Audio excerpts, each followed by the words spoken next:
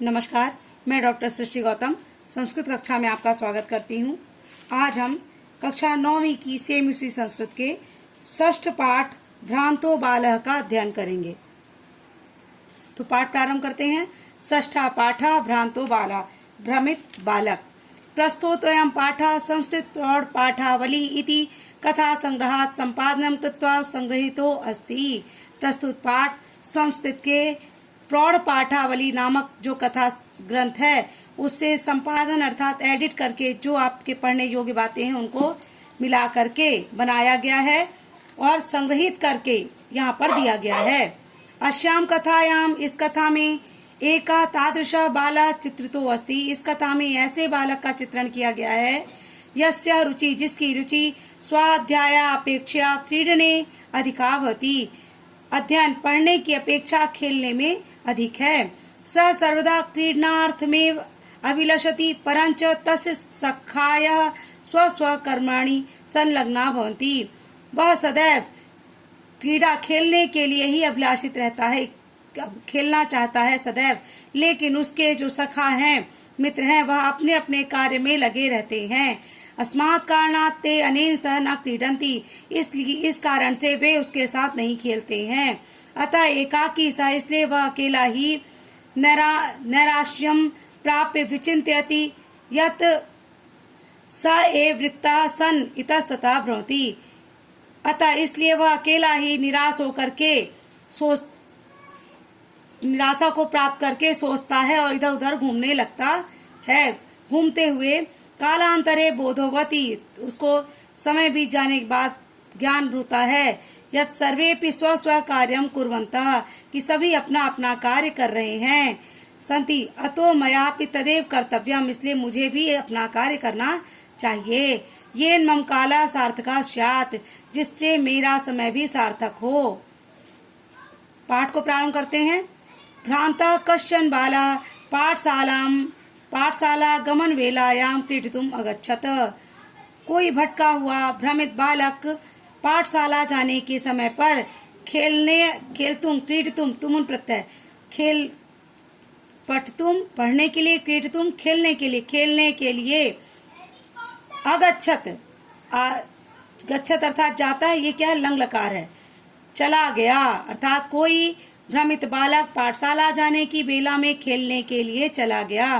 किंतु तेन सा केले भी कालम क्षेप्तुम तदा कोपिना वश्येषु उपलभ्यमान आसीत, लेकिन उसके साथ केले भी अर्थात खेलने के लिए, कालम क्षेप्तु और समय बिताने के लिए कोई भी वश्येषु अर्थात मित्र, कोई भी मित्र उपलब्ध नहीं होता है। यतः ते सर्वेपि पूर्व दिन पाठान स्मृत्वा विद्यालय गमनाय त्वरमाणा अभवन्, बल्कि वे सभी पहले दिन के पाठ को याद करके विद्यालय जाने की शीघ्रता में रहते हैं। तंद्रालु बालः लज्जया तेषां दृष्टिपथमपि परिहरन् एकाकी कमपि उद्यानं प्राविशत। तंद्रालु अर्थात वो आलसी बालक लज्जा के कारण तेषां यानी उन बच्चों के दृष्टिपथमपि नजरों से बच करके, परिहरन एकाकी बच करके अकेले ही किसी उद्यान में प्रवेश कर जाता है। सह अचिंत्यत और सोचता है, वह सोचता है, विरमंतु छोड़ो, विरमंतु रोक दो, छोड़ दो, एते वराका पुस्तक दासा, इन पुस्तक दासों को छोड़ दो। वराका अर्थात होता है बेचारे, वराका अर्थात बेचारे, इन बेचारे पुस्तक के दासों को छोड़ दो। अहम तु आत्मानं विनोदिष्यामि, मैं तो स्वयं ही अपना मनोरंजन करूंगा। संप्रति, अब विद्यालयम गत्वा, अब विद्यालय जाकर के, भूय क्रुद्धस्य उपाधस्य मुखम दृष्टुम न विक्षामि, क्रोधित जो शिक्षक है उनका मुख देखने की मेरी इच्छा नहीं है। एते निष्कुटवासिनः प्राणिन एव मम वयस्या सन्तु इति, ये जो पेड़ों में रहने वाले पक्षी हैं यही मेरे प्राणिना, जो प्राणी हैं वही मेरे मित्र होंगे। वश्या अर्थात मित्र होंगे। अतिशा पुष्पोद्यानम व्रजंतम मधुकरम दृष्ट्वा तम क्रीडतुम द्वित्रिवारम आव्यत। तब इसके बाद वह बालक पुष्प उद्यान में व्रजंतम घूमता हुआ मधुकरम अर्थात भौरे को घूमते हुए भौरे को देख करके तम यानी उसको क्रीडितुम खेलने के लिए 2-3 बार बुलाया। इसके बाद वह बालक पुष्प उद्यान में घूमते हुए भंवरे को देखकर 2-3 बार खेलने के लिए उसको बुलाया। तथापि स मधुकरा अस्य बालस्य आवाहनम तिरस्कृतवान तथापि तभी वह जो मधुकर था भंवरा था उस बालक के आह्वान को तिरस्कृत कर दिया यानी अनसुना कर दिया।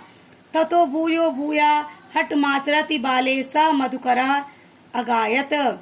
लेकिन बार बार हट करने वाले उस बालक से मधुकर अर्थात भंवरा गुनगुना कर बोला, वयम ही मधु संग्रह व्यग्रा इति। हम मधु को संग्रह करने में अर्थात फूल के रस को संग्रह करने में व्यस्त हैं, ऐसा उस जो मधुकर है उसने बोल दिया। तदा स बालक तब वह बालक अलम भाषेण अनेन मिथ्या गर्भितेन कीटेन। वह बालक बोला अलम भाषण मत दो, बहुत हो गया भाषण। अनेन मिथ्या, तुम मिथ्या ही गर्भित हो, बिना मतलब के ही गर्भ में डूबे हुए हो कि तुम कार्य कर रहे हो। हे कीड़े, तुम मिथ्या गर्भ में हो।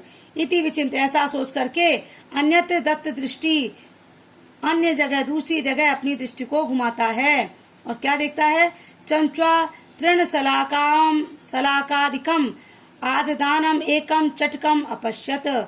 और चोच में सूखी घास को दबाए हुए एक चिड़िए के बच्चे को देखता है अवधच्चा और बोलता है, आई चटक कपोता, हे चिड़िया के बच्चे, मानुषस्य मम मित्रम भविष्यसि, मुझ मनुष्य के मित्र बनोगे। एक क्रीड़ावा, चलो खेलते हैं। एतत् शुष्कम तृणम त्यज, ये सूखा हुआ घास तिनका जो है इसको छोड़ दो। स्वादिधूनि भक्ष कवलानि ते दास्यामि, मैं तुम्हें स्वादिष्ट कवल यानी ग्रास कौर दूंगा अर्थात स्वादिष्ट भोजन दूंगा। इति ऐसा कहता है। स तु मया वट द्रुमस शाखायाम नीडम कार्यम, लेकिन वह जो चिड़िया का बच्चा है वह क्या कहता है, सतु लेकिन मेरे द्वारा बरगद की शाखा में, बरगद के पेड़ की शाखा में घोंसला बनाने का कार्य किया जा रहा है, अर्थात मैं बरगद की शाखा में घोंसला बना रहा हूँ। इत्युक्त्वा स्वकर्म व्यग्रो अभवत, ऐसा कहकर वह अपने कार्य में लग जाता है। तदा खिन्नो बालः एते पक्षिणो मानुषेषु न उपगच्छन्ति, तब वह खिन्न बालक, दुखी हुआ बालक कहता है, ये जो पक्षी है वो मनुष्यों के साथ नहीं रहते हैं, अर्थात मनुष्यों के साथ रहना इनको पसंद नहीं है। तद अन्वेष्यामि अपरम मानुषोचितम विनोदितरताम इति विचिन्त्य, तब अन्वेष्यामि दूसरा अपरम दूसरा कोई ढूंढता हूँ जो मनुष्यों के अनुरूप मनोरंजन कर सके, अर्थात मनुष्यों के साथ जो रह सके, ऐसा किसी को ढूंढता हूँ। इति विचिंत, ऐसा सोच करके तभी पलायमानम कमपि स्वानम अवलोक्यत, तभी भागता हुआ एक कुत्ते को देखता है। प्रीतो बालः तम इत्थम संबोधयत, प्रीतो बालक अर्थात प्रसन्न, प्रीतो अर्थात प्रसन्न हुआ वह बालक, तम इत्थम संबोधयत उस कुत्ते को संबोधन करता है। रे मनुष्याणाम मित्र, अरे मनुष्यों के मित्र, किम पर्यटसी, कहाँ घूमते हो, अस्मिन निदाघत दिवसे, इस घड़ी धूप में, इस धूप वाले दिन में कहाँ घूम रहे हो। इदम प्रक्षाया शीतलम तरुमूलम आश्रयस्व, इस छाया पेड़ के नीचे, छाया वाले पेड़ के नीचे, शीतल तरु अर्थात पेड़ और मूल यानी नीचे, तुम यहाँ छाया, इस शीतल छाया में पेड़ के नीचे आश्रय ले लो।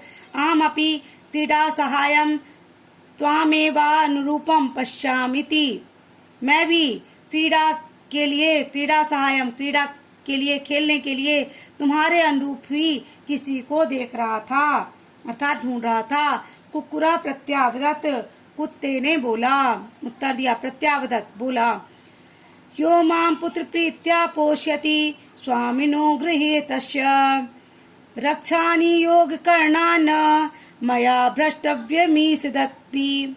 इति।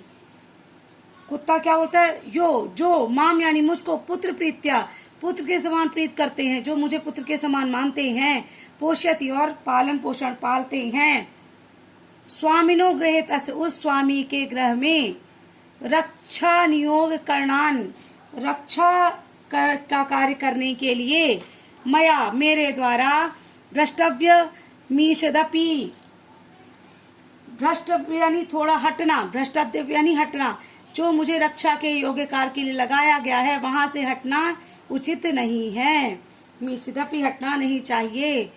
तो पूरा देख लीजिए। कुत्ता बोलता है जो स्वामी मुझे पुत्रवत पालते हैं, मेरा पोषण करते हैं और उनके घर में मैं रक्षा का कार्य करता हूँ, तो मुझे वहां पर से जरा सा भी हटना नहीं चाहिए। ऐसा कुत्ता उस बच्चे को जवाब देता है।